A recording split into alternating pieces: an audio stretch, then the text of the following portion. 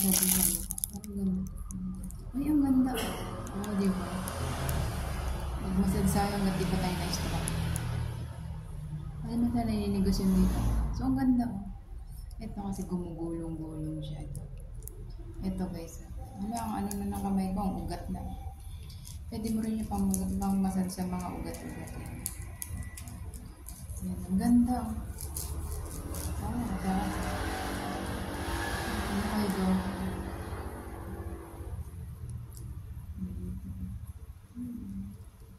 Ganda.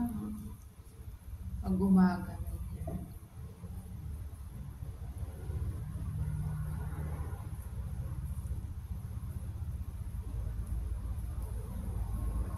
Meron din siya dito sa puwet.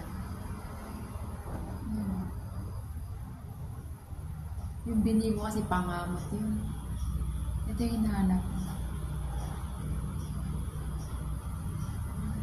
Masad natin lahat ng ating mga katawan tayo. Ang ganda.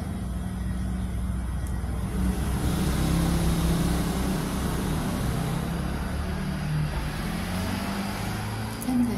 Ang sa dito.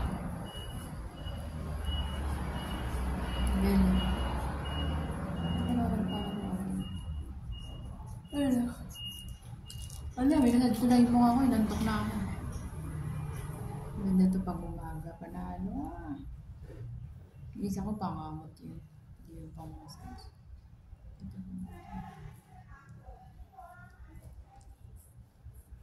O, diba?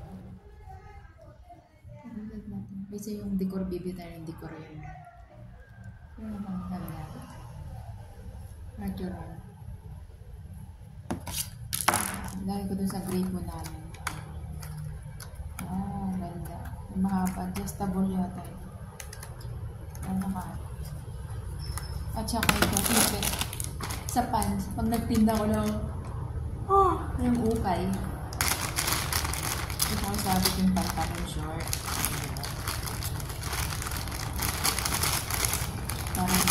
Para tipid nyo mag-ano. Lagay ko dito yung short, guys. Ipitin ko lang siya dyan. Pantalon siya. At mga pinagbibili ko, mga useful. Kaya binibili nang hindi nagagamit. Kaya may ligaw sa mga gamit. Order na ko! Order na! Vlog for today! Nili guys. Pang-ipit.